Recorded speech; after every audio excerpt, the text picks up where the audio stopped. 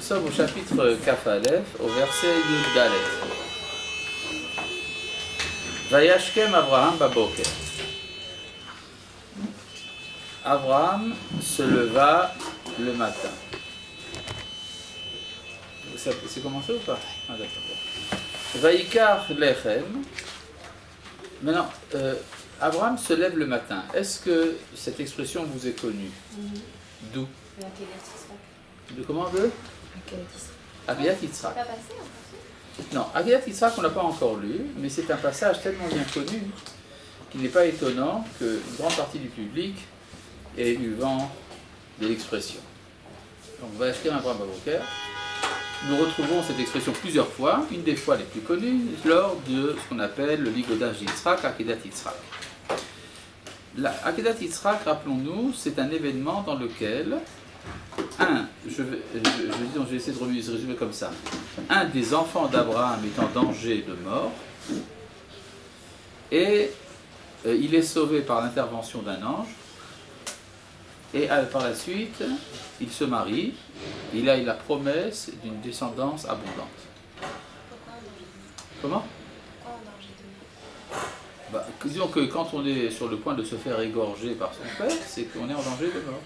Ah, mais il se met volontairement dans cette situation. Je n'ai pas dit qu'il ne s'est pas mis volontairement, je n'ai pas dit que ça a été contraint, je dis le fait. Le fait est qu'un fils d'Abraham est menacé de mort, qu'il y a une intervention d'un ange, puis une promesse de descendance abondante et un mariage. N'est-ce pas? C'est ce qui se passe dans la Akedah. Est-ce que je me trompe pour l'instant? Je dis la pure vérité, n'est-ce pas? Bon, rappelez-vous de tous les éléments que nous avons dit. Maintenant, ici, on va voir ce qui se passe. Vayashkem, je reprends ici au verset Yudalet. Vayashkem Avraham baboker. Abraham se leva le matin. Vayikach lechem vechemat maim. Il prit du pain et une outre d'eau. Vayiten el Hagar, qu'il donna à Hagar. Sam al shirma.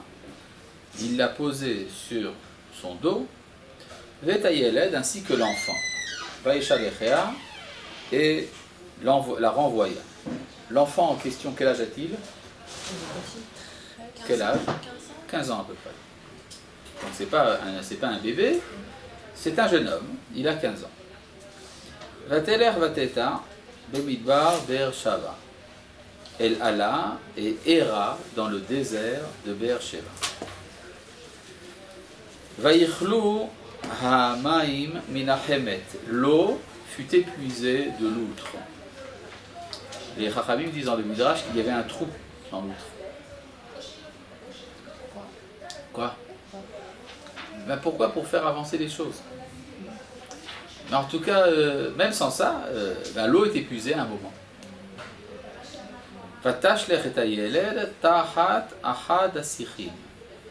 Elle jeta l'enfant sous un des buissons. Oui, l'acheter, ça veut dire jeter. Vous n'avez pas pensé ce qu'elle a porté sur son dos à un jeune homme de 15 ans? Qui te dit qu'elle a posé sur un jeune homme de 15 ans? Sur son dos? Il n'y a pas écrit. On a dit qu'il a 15 ans et on a dit qu'elle a mis sur le chef. Ve'et hayeled, avec l'enfant. Est-ce qu'il y a écrit que l'enfant était sur son dos? Non. Vateler, je reprends ici au verset Tetzai. Vateler, vateshevla minek. Peut-être que l'enfant était malade. Dans ce cas-là, il était nécessaire de le porter. Vateler, vateshevla minek. Parce que Rachid dit que les malades boivent beaucoup. Vateler, vateshevla mineged. Elle alla et s'assit pour elle-même en face archek kim tachavet keshet, de la distance d'un tir d'arc, qui amera, car elle se disait Al ere bemot ayaled, que je ne vois pas la mort de l'enfant. Vateshem mineged vatisa et kola vatefka. Elle s'installa en face, leva la voix et pleura. Donc il y a ici un enfant d'Abraham qui est en danger de mort. D'accord? J'espère que vous suivez? Quoi? Pourquoi il est encore appelé Yeled à cet âge-là? Pourquoi est-ce qu'il est appelé Yeled à cet âge-là? Je ne sais pas. Je ne sais pas. Mais est-ce que pour l'instant je me trompe quand je dis qu'il y a un enfant d'Abraham qui est en danger de mort? Non. D'accord? Vaishma Elohim et kol anar. Elohim entendit la voix du jeune homme. Tiens, il t'appelait jeune homme. Petite question, qui c'est qui avait pleuré? C'est la mère. Qui c'est qui est écouté? L'enfant. Ça veut dire que le comportement de la mère est considéré comme défectueux.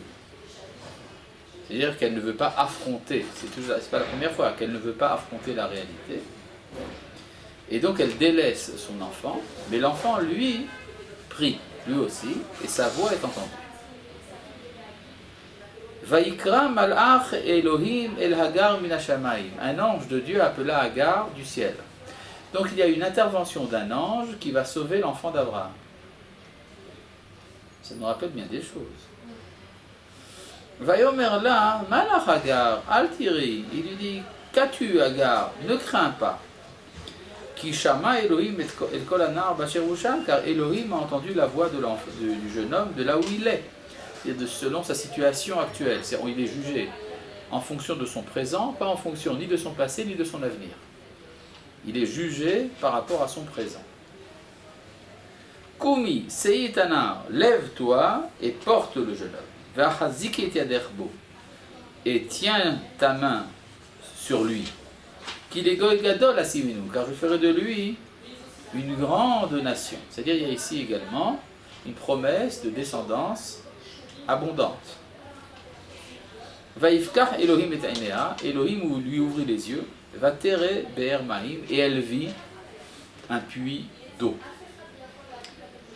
C'est-à-dire que un des parents voit quelque chose qui va permettre de sauver l'enfant. Ça vous rappelle quelque chose? Le bélier, c'est bon. Elle alla remplir l'outre d'eau, Vatash Ketanahar, et elle abreuva le jeune homme. Vayi Elohim etanar vaigdal, Elohim fut avec le jeune homme, il grandit, Vayeshe bamidbar, il s'installa dans le désert, Vayi rove kashat, et il fut jeune archer. Vayeshe bamidbar paran, il résida dans le désert de Paran, Vatikarlo imo isha meret Mitzrayim, et sa mère prit pour lui une femme du pays d'Égypte. Donc ça se finit également par un mariage. Résumons, nous avons ici l'histoire donc d'un enfant d'Abraham qui est en danger de mort. Un ange intervient, montre aux parents ce qu'il faut faire pour sauver l'enfant.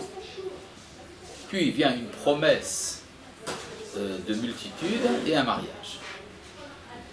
Ça, nous connaissons tous ces éléments-là du récit que vous n'avez pas encore lu, mais vous avez certainement eu vent, Akedat Yitzhak. Là, c'est la Akedah d'un autre, d'Ishmaël. Intéressant de voir qu'il y a un écho de cela dans la tradition musulmane, comme quoi Abraham aurait amené Ishmaël au sacrifice, et qui a été sauvé, etc. C'est-à-dire qu'il y a effectivement une sorte de brouillon de la Akedah, avec une différence énorme au niveau moral. C'est-à-dire alors que dans le cas de la Akedat Yitzhak, c'est l'enfant qui est prêt et disposé à être sacrifié. Là, c'est un accident. Je crois que vous l'avez déjà fait remarquer tout à l'heure, que c'était un accident ici, tandis que dans le cas d'Yitzhak, c'était une volonté. À part ça, le comportement du parent est tout à fait disqualifié. À part ça, le danger auquel est exposé Ishmaël, c'est de sa faute. Tandis que chez Yitzhak, c'est un mérite, c'est autre chose. Mais en tout cas, il y a ici quelque chose de parallèle qui vient montrer ce à quoi pourrait ressembler l'identité d'Israël si elle avait été celle d'Ishmaël. Ce qui est une sorte de préalable, de prélude au récit de la Akedah. Passons maintenant au verset Kafbet. Vaïhi baetaï, et ce fut en ce temps-là. Vayomer Avimelech, que Avimelech dit, ou Fichol Sartzero, ainsi que Pichol, son chef d'armée, le chef de son armée, et l'Abraham les morts, à Abraham ainsi. Elohim imcha bechol asher ata oseh, on voit que Elohim est avec toi dans tout ce que tu fais. Ça veut dire qu'est-ce que tu fais? Ce que tu vas faire. Un de ces jours, tu vas avoir une grande descendance, et cette descendance va prendre possession de la terre. Or, sur cette terre habite, entre autres, Avimelech et son peuple. C'est très embêtant, ça. N'est-ce pas? Ve'ata isha ve'ali be'Elohim ena. Et donc, présentement, jure-moi au nom de Dieu, im tishkorli, de ne pas m'être infidèle, ulnini ulnerdi, ainsi qu'à mon fils et mon petit-fils. Car chesed asher asiti imecha ta'aseh imadi. La même générosité que j'ai eue avec toi, tu l'auras avec moi. V'imaaretz asher gartaba, et avec la terre dans laquelle tu as pérégriné. Là, j'ai un petit problème. Avimelech dit, voilà, j'ai été très gentil avec toi, alors sois gentil avec moi. Qu'est-ce qu'a fait Avimelech au temps de pulsation? Il lui a pris sa femme. J'ai été très gentil avec toi. C'est absolument incroyable ce comportement. Et il fait comme si cette terre en fait n'était pas celle d'Abraham, etc. Enfin, mais il vient quand même avec une proposition pacifique.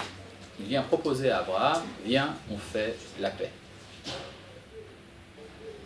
C'est-à-dire que, non seulement avec Avimelech, mais avec sa descendance. C'est-à-dire qu'Abraham prend l'engagement de ne pas conquérir le territoire d'Avimelech ou de ses enfants. Ce qui est assez grave, étant donné que dans le projet divin, Abraham doit prendre possession de toute la terre. Mais en tout cas, Avimelech lui demande, et il vient avec des intentions pacifiques. Quelle est la réaction immédiate d'Abraham? Verset Kafdalet. Vayomer Abraham, et Abraham dit, Anochi Ishavea, je vais faire le serment. J'accepte. C'est-à-dire qu'il y a le fait que la proposition qui vient d'Avimelech est une proposition de paix, même si elle implique un renoncement territorial de la part d'Abraham, Abraham est d'accord. Intéressant ça. On va voir.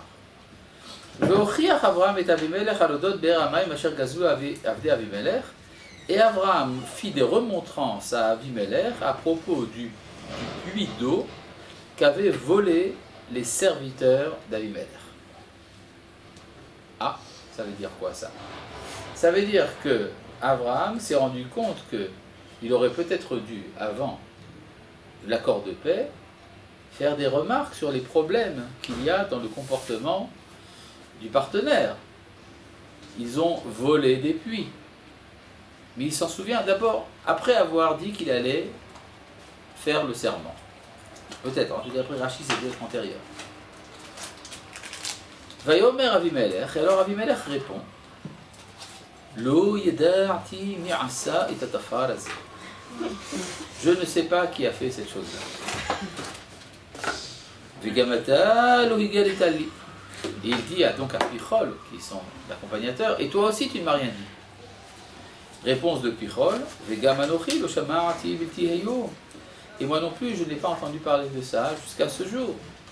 C'est-à-dire qu'il y a, au niveau du responsable militaire, il y a négation, on dit mais pas du tout, il n'y a jamais eu une chose pareille. Ce verset donc met en évidence la mauvaise foi aussi bien d'Avimelech que de l'infrastructure de son État. D'accord? Tout le monde est hypocrite et Abraham va conclure la paix avec ces gens-là. C'est quand même bizarre. Mais, réponse d'Abraham, une fois qu'il a compris qu'il n'avait rien à tirer d'eux, Vaikar Abraham tson uvakar vaïted l'Avimelech vaïchetu shenem berit, et Abraham prit des ovins et des bovins qu'il donna à Avimelech, ils conclurent tous les deux une alliance. Ça veut dire que Abraham se dit il faut quand même faire un geste de bonne volonté, même si le partenaire est de mauvaise foi, mais il faut faire avancer le processus. Donc, il y a un acte de bonne volonté de la part d'Abraham, il dit on va quand même faire quelque chose, un geste, et il va donner des bêtes. Qu'est-ce qu'Avimelech donne dans cette histoire? Rien. C'est-à-dire, c'est à sens unique. Les concessions se font à sens unique de la part d'Abraham. Vayatsev Abraham et Sheva kivsotatson levadehen. Abraham mit à part les 7 brebis. ויאמר אבימלך אל אברהם, מה הנה שבע הכבשות האלה? אבימלך demande à Abraham, c'est quoi c'est cette brebis, אשר יצרת לבדנה, que tu as mise à part? ויאמר כי את שבע הכבשות תיקח מידי, car tu vas prendre de moi 7 brebis, בערבותי לי לידה, כי חפרתי את הבאר הזאת, afin que ce soit un témoignage que c'est moi qui a creusé ce puits. Alken kara la makom haou Be'er Shava. C'est pourquoi cet endroit est appelé le puits des 7, Be'er Sheva. Kisham nishbeu shenehem, parce qu'ils ont là-bas juré tous les deux. Va'ichretu berit Be'er Shava. Ils conclurent une alliance à Be'er Sheva. Vayakom Avimelech ou Fichol Sartzevao. Avimelech et Fichol, le chef de son armée, se levèrent. Vayashuvu les Pelishtim et revinrent au pays des Philistins. Vaïta Eshel Be'er Shava. Il planta un térébinthe à Be'er Sheva. Vaïkra Sham Beshem Hashem El Olam. Il invoqua là-bas le nom du Dieu éternel. Vayagor Abraham Beretz Pelishtim Vayim Rabim. Abraham résida dans le pays des Philistins de nombreux jours. Bon, très belle histoire. Qu'est-ce que ça vient faire ici? Entre le récit de la Hakeda, entre guillemets, d'Ishmaël, et le deuxième récit qui est l'Akeda d'Yitzhak. Bizarre quand même. Au milieu, on nous raconte l'histoire de l'accord passé entre Abraham et Avimelech. Ça pose le contexte géographique. Mais justement, le contexte géographique, c'était pas là-bas, l'Akeda d'Yitzhak. Alors ici, on doit voir tout de suite ce qui se passe après. Vaï achar adevarim haele, et ce fut après ces choses-là. Vaï Elohim nissa et Abraham, que Dieu éprouva Abraham. Il y a une interprétation très intéressante du Rashbam. Rashbam, c'est qui? C'est Rabbi? Hein? Rabbi Moshe ben Maimon. Rashbam. Donc c'est Rabbi, ça ne veut pas être Moshe. Non, Moshe c'est avec un même. En général, on met l'initiale, c'est-à-dire la première lettre du mot dans l'anagramme. Donc ça peut pas être Rabbi Moshe. Ça peut être Rabbi Shimon, mais non, ça peut être également Rabbi Shmuel. Dans ce cas, c'est Rabbi Shmuel. D'accord? Maintenant, le Ben, c'est quoi? Ben. Donc Rabbi Shmuel Ben, on commence à avancer. Et le même, alors le même, ça pourrait être Moshe, ou bien Maimon, ou bien, essayez encore, un nom propre, il commence par même. Hein, comment? Makhlouf, Mordechai, pas encore. Meir, ça vous va? Ah ouais. Ouais, voilà. Alors Rashbam, c'est Rabbi Shmuel ben Meir. Rabbi Shmuel ben Meir, donc le Rashbam, c'est le petit-fils de Rashi, qui lui aussi a écrit un commentaire sur la Torah. Et dans son commentaire sur le verset que nous avons commencé à lire, qui ouvre l'histoire de l'Akedat Yitzhak, il dit que le mot Nissa, qui veut dire mettre à l'épreuve, veut dire également faire des misères. Comme on dit en français, d'ailleurs, éprouver quelqu'un, c'est pas forcément le mettre à l'épreuve, c'est lui faire des misères. Et donc, Dieu a fait des misères à Abraham. Mais pourquoi? Eh bien, à cause de l'accord qu'il a passé avec Abimelech. Et pourquoi est-ce que Dieu s'est mis en colère à cause de l'accord passé avec Abimelech? Parce que le pays de Pélishtim fait partie d'Eretz Israël, et qu'Eretz Israël est promise à Abraham, alors de quel droit il le vend? Par un accord de paix, avec, une fois il le vend aux descendants d'Abimelech. Vous avez dit que c'était pour faire avancer le processus. Oui, d'accord, c'est ce que pensait Abraham, mais est-ce qu'il avait raison? Alors là, on voit que, du point de vue d'Akadosh Baruch Hu, c'est tout à fait critique, et en fait, d'une certaine manière, c'est comme s'il disait à Abraham, je t'ai donné un fils pour hériter de cette terre. Tu ne veux pas de la terre, rends-moi le fils. Ouais. Terrible, hein? Terrible. On peut comparer ça avec la bande de Gaza. Comment? On peut comparer ça avec la bande de Gaza. La bande de Gaza, c'est quoi la bande de Gaza? Ben, avec une partie de... Là, il est question de territoire que Hachem nous a donné. C'est intéressant, où est-ce que c'est le territoire d'Abimelech? C'est Grar, n'est-ce pas? Grar, c'est où? Au-dessus de Bercheva. Non, pas du tout. Guérard, c'est entre Gaza et Rafia. C'est cette partie qu'on appelle De nos jours, le Gush Katif, Ah non. exactement c'est cette pas- région-là qui a été livrée par Abraham à Avimelech. Ça veut dire qu'on refait entre guillemets la même erreur au même endroit. Oui, c'est-à-dire qu'il y a un principe qui est Maaseh Avot Siman Lebanim, c'est-à-dire le comportement des ancêtres et le signe du comportement des enfants. Donc il y a une sorte de déterminisme qui fait que ça revient. En tout cas, donc pour le Rashbam, la Hakeda est une sorte de punition. Une punition pour Abraham. Il dit voilà, tu n'as pas voulu Dieu de la terre, rends-moi le fils. Dans ce cas-là, pourquoi est-ce qu'il n'a pas vraiment rendu le fils? Il voulait peut-être juste l'éduquer. et lui Parce faire qu'il n'a peur. pas donné toute la terre. Ah. Si Abraham avait donné toute la terre, il aurait donné tout son fils. Mais comme il n'a pas donné toute la terre, mais comme un morceau, alors il a donné un peu de son fils, la frayeur. D'accord? C'est comme ça que le Rashbam interprète. Ça explique donc pourquoi ce récit se trouve là. Ce fut après ces choses-là. C'est-à-dire en conséquence de ces choses-là, il y a eu la Hakeda. C'était comment le territoire? Gras. C'est grave. Grave.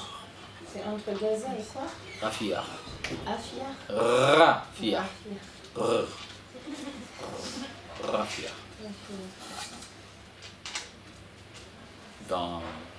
Dans les informations françaises, il dit Rafia. Ouais. Bon, donc ça c'est l'interprétation du Rashbam. Bon, évidemment, il faut comprendre la Hakeda dans un contexte encore plus large que le Rashbam. Ce que dit le Rashbam est vrai au niveau, si on veut, du contexte immédiat. Mais il est évident que ça veut dire encore plus. Par exemple, pour les Chachamim, Vayi achar adevarim haele, ce fut après ces choses-là. C'est après les paroles échangées entre Yitzhak et Ishmaël. Effectivement, dans la Torah, il n'y a aucune parole échangée entre les deux. Mais le Midrash invente une discussion qu'il y aurait eu, ou qui aurait pu avoir lieu, entre Yitzhak et Ishmaël. Dans laquelle Ishmaël dit à Yitzhak, toi, tu n'as pas mon mérite. Parce que moi, j'ai fait la circoncision à 13 ans. Et j'aurais pu m'y opposer. Donc je l'ai fait volontairement. Tandis que toi, tu as été circoncis à l'âge de 8 jours quand tu ne pouvais pas t'opposer, donc tu n'as pas de mérite. D'où est-ce que le Midrash a pris que c'était une discussion entre Ishmaël et Yitzhak? Il n'a pas écrit. Oui. Je ne comprends pas comment la Torah peut marquer après ces choses-là en parlant d'un midrash qui n'est pas mentionné. Justement, c'est ça que je demande. C'est exactement la question que je pose. D'accord? Où est-ce que le Midrash a été chercher tout ça, qu'il y a eu une discussion entre Yitzhak et Ishmaël, alors que ce n'est pas écrit? C'est exactement la question que je posais. Après, vous l'avez posée aussi, c'est très bien, ça fait que renforcer la question.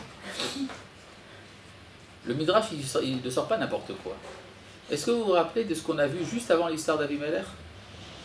Ah oui. La Hakeda d'Ishmaël. Donc, le Midrash comprend que c'est mis en parallèle ou en opposition l'un à l'autre. Donc, la manière de dire que c'est mis en opposition l'un en face de l'autre, c'est d'inventer une discussion entre Yitzhak et Ishmaël, si elle avait eu lieu. C'est ça que ça veut dire. Ce qui justifie totalement le Midrash. Alors, qu'est-ce que dit Ishmaël à Yitzhak? Il lui dit, donc toi tu n'as pas de mérite, étant donné que c'est en pleine volonté que moi je me sacrifie, que j'ai sacrifié ma circoncision, c'est-à-dire ça fait mal, c'est douloureux.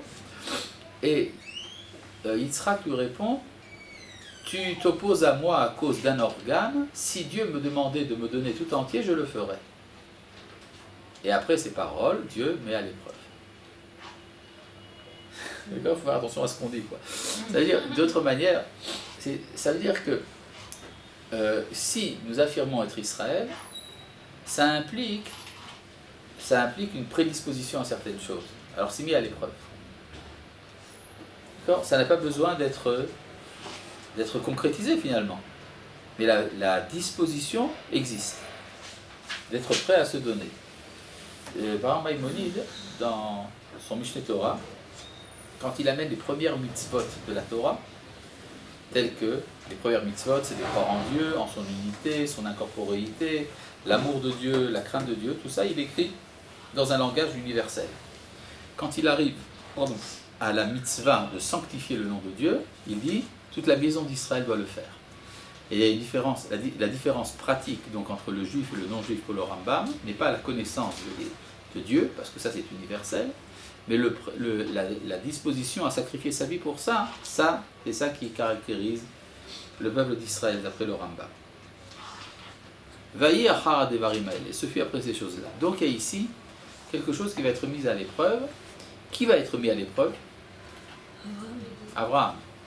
Elohim Nissa et Abraham, et Dieu éprouva Abraham. Moi j'aurais dit qu'il a éprouvé Abraham et Yitzhak. N'est-ce pas? Surtout que c'est à Yitzhak qui doit y passer. Donc pourquoi est-ce qu'on dit qu'il a éprouvé Abraham seulement? Peut-être parce que Yitzhak était prêt à le faire. Parce que pour Yitzhak ce n'est pas une épreuve. Il était prêt. Il est prêt, mais parce que ce n'est pas une épreuve pour lui. Parce que l'identité de Yitzhak, c'est ce qu'on appelle Midat Adin. Midat Adin, la rigueur. La Midat Adin, ça signifie être prêt à payer le prix de ce que je reçois. C'est quoi le prix de moi-même? Moi-même. Non, le prix de moi, c'est moi. Donc, non pas de mourir, de se donner. C'est-à-dire que pour Yitzhak, c'est une chose qui va de soi. Qu'étant donné qu'il a reçu la vie, donc il doit payer cette vie, donc il doit la donner. D'accord? Donc pour Yitzhak, ce n'est pas une épreuve. Pour Abraham, c'en est une, parce qu'Abraham connaît la Midat HaChesed. Il est celui qui connaît Dieu comme étant celui qui donne. S'il donne, pourquoi il reprend? Donc pour Abraham, c'est une épreuve qui va achever chez lui sa connaissance de la Midat Adin. C'est pour ça que l'ange lui dit, maintenant je sais que tu as la crainte de Dieu. Jusqu'à présent tu avais l'amour, mais il y a également la crainte. N'est-ce pas? C'est-à-dire que dans toute la paracha de Vayera, ça commence par tout un processus qui s'achève par la Hakeda, dans lequel Abraham va apprendre la Midat Adin. Jusque-là, vous me suivez? Très bien. Vayachar Adevarim Aele, ce fut après ces choses-là. Vea Elohim Nissa et Abraham, que Elohim mit à l'épreuve Abraham. Petite remarque, comment est-ce que Dieu est appelé ici? Pas du tout. Elohim, c'est pas du tout la même chose. Souvent, le nom de Dieu c'est Elohim. Quelquefois dans la Torah, on voit Ha-Elohim. C'est quoi Ha-Elohim? Ça insiste encore plus sur Ça insiste. Non, pas du tout. Pas du tout. Pas du tout. La réponse, je la connais, mais je voudrais la donner. Ma théorie est, je pense que j'ai raison d'ailleurs, que dans tous les endroits dans la Torah où Dieu est appelé Ha-Elohim, il y a un relent de paganisme. C'est un peu idolâtre. Pourquoi? Parce que qu'est-ce que pense Abraham ici? C'est qu'il doit sacrifier son fils. Il avait raison ou pas? Non, il avait tort. Il avait tort. Donc il y a un relent de paganisme. Donc Ha-Elohim. D'accord? Bon. Ha-Elohim, Nissa et Abraham, ça veut dire quoi? Nissa, on dit mis à l'épreuve. Mais en hébreu, le mot nes signifie également un miracle, c'est tout ça, c'est trop facile. Un drapeau. Pas un drapeau, un étendard. Un étendard. D'accord? C'est-à-dire quelque chose sur lequel on s'élève. Nes signifie une sorte de support qui met quelque chose plus haut. Donc, Elohim Nissa et Abraham, Dieu a élevé Abraham. Et ça, c'est ça la manière de l'éprouver. C'est comme quand, par exemple, vous construisez une machine, vous voulez la mettre à l'épreuve. Alors, qu'est-ce que vous faites? Vous lui donnez des coups pour voir si ça tient. Si ça tient, c'est donc qu'elle était bien éprouvée. D'accord? C'est même si vous faites une jarre. Vous avez déjà fait des jarres? Quand on fait une jarre, eh bien, il faut la mettre à l'épreuve. Qu'est-ce qu'on fait? On donne un petit coup dessus. Ah, taxe! Ah non, bah voilà, ça n'a pas marché. Dommage. C'est-à-dire qu'elle était de mauvaise qualité. D'accord? Donc, Vea Elohim, Nissa et Abraham. Vayomer Elav, et il lui dit, Abraham, Vayomer Ineni. Il lui dit à Abraham, il répondit, me voici. Absolument incroyable. Est-ce qu'on a besoin de dire, ça a l'air vaseux, là. Il lui dit Abraham, comme si on ne savait pas. Qu'il dise carrément ce qu'il a à dire. N'est-ce pas? Pourquoi est-ce qu'on vient de dire qu'il a dit à Abraham et qu'Abraham a dit, me voilà. C'est très simple. C'est quand Akadosh Baruch Hu dit à Abraham, il dit Abraham, ça veut dire quoi? C'est-à-dire, sois entièrement toi-même. Pourquoi? On peut penser que la disposition d'Abraham à faire l'acte de la Hakeda vient d'un oubli de lui-même.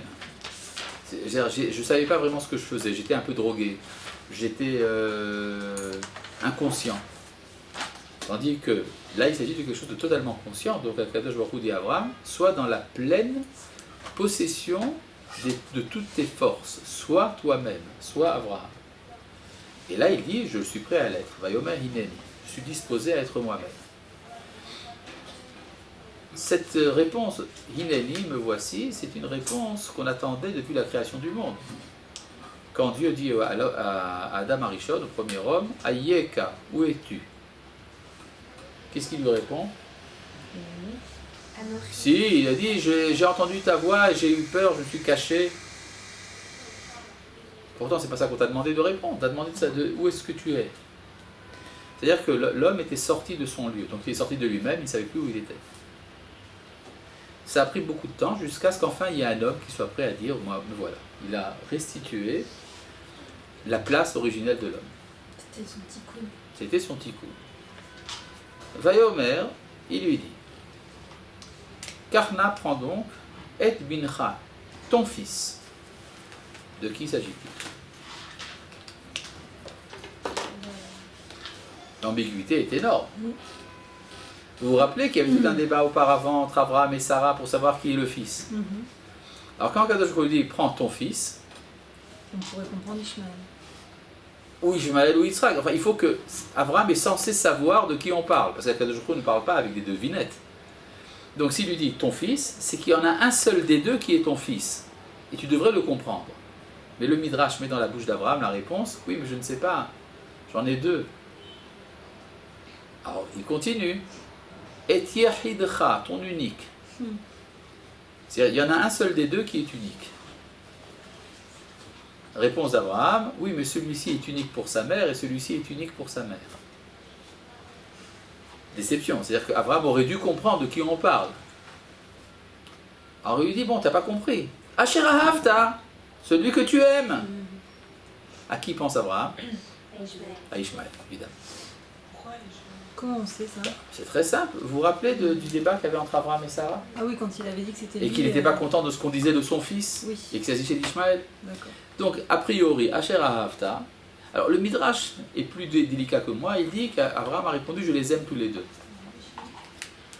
Mais, intuitivement, quand Abraham pense celui que tu aimes, ça va automatiquement du côté d'Ishmaël.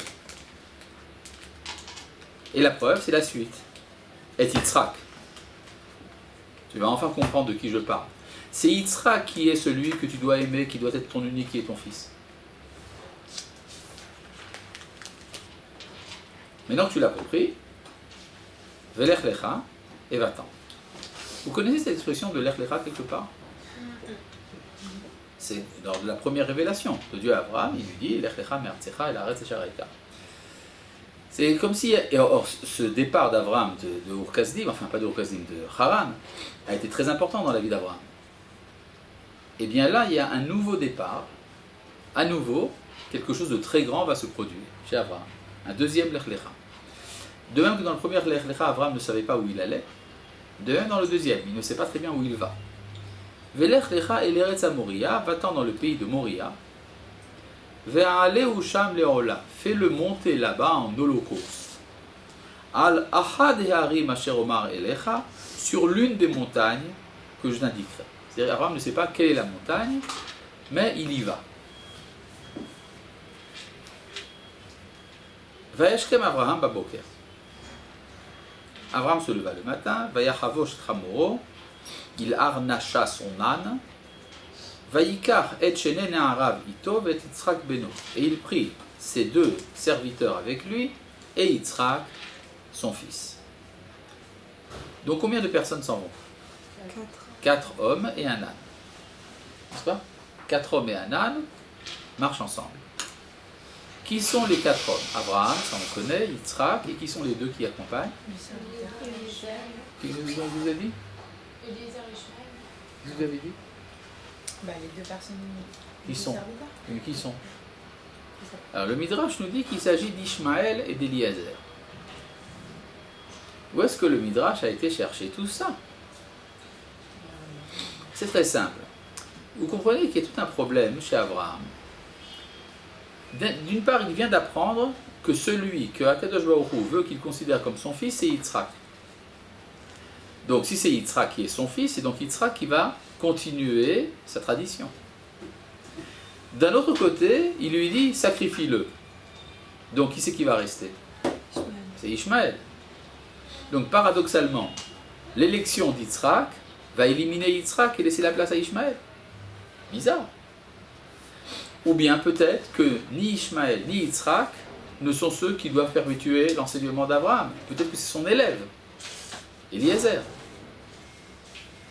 Et donc il y a ici tout un problème. À part ça, il y a un point commun à ces quatre personnes. Qu'est-ce qu'ils ont de commun? Tous les quatre sont circoncis. Abraham, mais chacun pour une autre raison. Abraham est circoncis parce qu'il est l'auteur de la circoncision. Yitzhak est circoncis parce qu'il est le fils d'Abraham. Eliezer est circoncis parce qu'il est le serviteur d'Abraham. Et Ishmaël, il est circoncis pourquoi?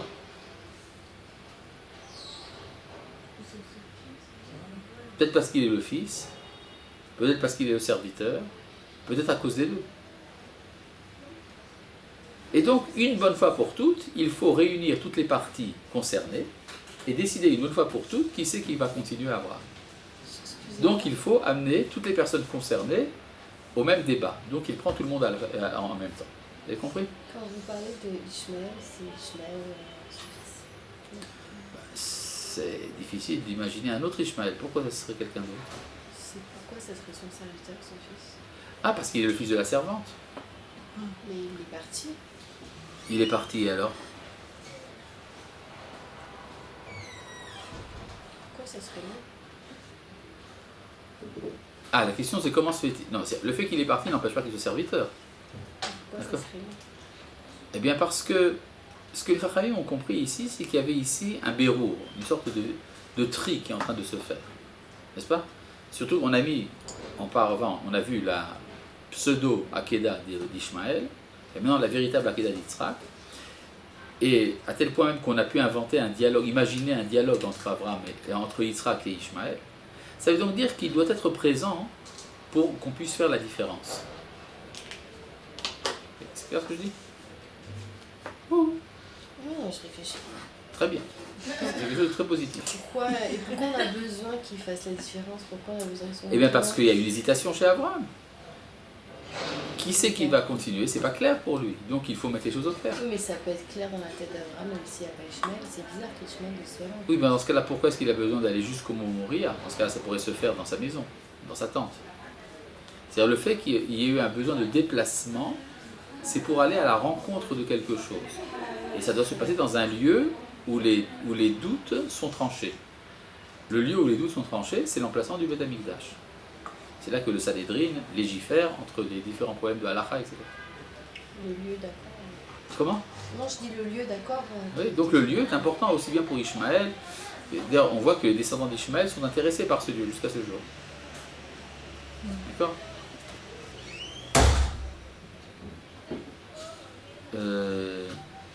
Vaïvaka Atseola, il fendilla les bois de l'Holocauste. Vayakom Vayeler, il se leva et marcha. Et alla. Et la makom asher amarlo à Elohim, vers l'emplacement que lui avait indiqué Dieu. Bayam Mashelishi, le troisième jour. Vaïssa Avraham et Einav. Avraham leva les yeux. Vayar et makom merachok, il vit l'endroit de loin. Si vous cherchez exactement où c'est à peu près dans le bosquet qui est sur la colline de Harmon Anativ, quand on vient du sud de Hebron. Le premier endroit où on voit l'emplacement du Harabaït, c'est là-bas, là où il y a la taillelette. Ce qui vous intéresse, c'est là-bas. Et qu'Abraham voit pour la première fois ce qui se passe. Vayomer Avraham el Ne'arav. Donc s'il a vu l'endroit, c'est-à-dire qu'il a compris que c'était là-bas. C'est donc qu'il a prophétisé. S'il a prophétisé, c'est donc qu'il est en état de joie. On ne peut pas prophétiser sans joie. Mais il a pendant 3 jours marché. Qu'est-ce qui se passe pendant ces 3 jours? Pendant ces 3 jours, Abraham réfléchit. Et probablement il n'arrive pas à résoudre le problème, de savoir que signifie cette mitzvah qu'il a reçue, à la fois de sacrifier et pourtant de considérer que c'est Yitzhak qui va le continuer. C'est pas clair. Vaomer Avraham el Ne'arav, et Avraham dit à ses serviteurs, chez vous, lachem po imachamot, installez-vous ici avec l'âne. Hein? J'ai pas bien compris. En fait, je reviens juste un peu avant. Il Oui. avait dit il a prophétisé parce qu'il était en état de joie. On ne peut pas prophétiser quand on n'est pas en état de joie. Mais comment il peut être en état de joie? Ça veut donc dire qu'il comprend très bien ce qu'il fait. C'est-à-dire ce n'est pas, disons, pour lui une catastrophe. C'est au contraire, c'est une preuve de son amour. D'accord? Avraham el Ne'arav, Avraham dit à ses accompagnateurs, à ses Ne'arim, qui sont appelés ici des Na'arim, des jeunes gens. Chez vous, lachem po imachamor, installez-vous ici avec l'âne. L'expression est violente. Mettez-vous ici avec l'âne. Ça veut dire par rapport à ce que nous allons faire, vous et l'âne, c'est la même chose. Il n'y a pas de différence. Mettez-vous ici avec l'âne. C'est-à-dire qu'Abraham fait une séparation. La petite question que je me demande, c'est quoi exactement quand il leur dit « po » en français, ici. C'est où ça, ici? Quel espace? Ils peuvent bouger de 10 mètres, de 20 mètres, 200 mètres, 1 kilomètre? Non, la place où ils étaient. Comment? La place où ils étaient. Oui, mais c'est jusqu'où elle va la place? C'est une place, vous savez, ça se compte en centimètres. C'est-à-dire, est-ce qu'ils doivent... Ils n'ont pas le droit de bouger même d'un millimètre, peut-être? Jusqu'à ce qu'Abraham revienne? C'est quoi exactement là, quand on dit ici, là? C'est restreint quand même. Quelles sont les limites? En tout cas, ça veut dire là où lui n'est pas. Peut-être, mais en tout cas, le mot po, ici ou là, ça désigne, dans l'absolu, le monde. Où est-ce que je suis? Ben, je suis dans le monde. C'est comme quand on demande à quelqu'un de remplir un formulaire, écrivez le lieu et la date. Alors il écrit le lieu ici, date maintenant. D'accord? Ça ne répond pas à la question. D'accord? C'est-à-dire, mais c'est tout à fait vrai de dire ici, le lieu c'est ici, et la date c'est maintenant. Simplement, le ici de l'homme, l'ici absolu c'est le monde. Donc ce que Abraham va dire à ses serviteurs, il dit vous allez rester dans le monde. Dans le monde naturel. Et donc de ce point de vue-là, vous et l'âne, il n'y a pas de différence absolue. C'est vrai que l'âne est bête et que l'homme est intelligent. Mais l'intelligence de l'homme, c'est une intelligence d'âne extrêmement développée. Mais c'est finalement un âne sophistiqué, un homme. C'est-à-dire que le maximum de la connaissance de l'homme, même le plus grand des philosophes, ne sera finalement que subjectif. C'est quoi la valeur numérique du mot po? C'est combien? 85, vous avez dit? C'est une bonne réponse. Moi, je propose une autre réponse. Que po, c'est en guématria, en valeur numérique, 86 moins 1. Est-ce que j'ai raison? Oui. Ça veut dire, po, c'est presque 86. C'est quoi 86? C'est Elohim, en guématria. Or, dans le livre de Tehilim, David dit de l'homme, Vatechasereu me'at me'Elohim. Tu l'as privé d'un peu moins que Elohim. Moins que Elohim, c'est 85. C'est-à-dire, le maximum auquel l'homme peut arriver, c'est quelque chose qui s'approche de la conception de Elohim, ce que le philosophe Emmanuel Kant appelait le noumen. Mais finalement, l'homme n'est capable de comprendre que le phénomène. Donc un homme et un âne, c'est la même chose.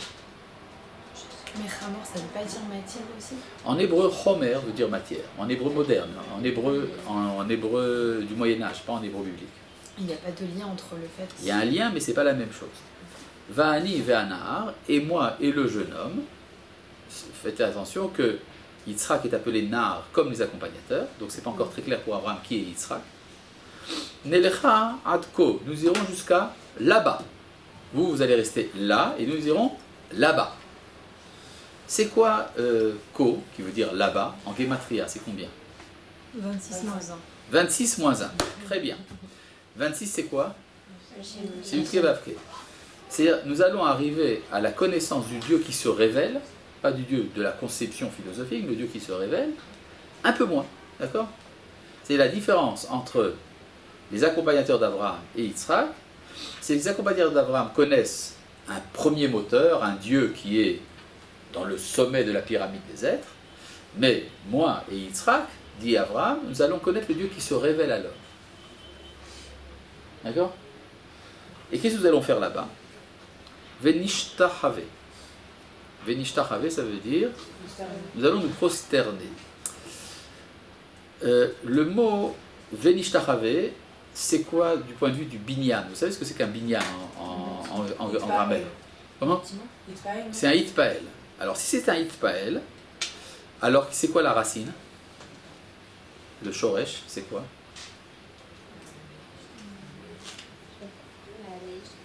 Shin, chet, he, n'est-ce pas? Shaha. Donc, shaha, le hitpael, ça donne venishtahave. Il y a un petit problème, que fait le vav là-dedans? Venishtaha.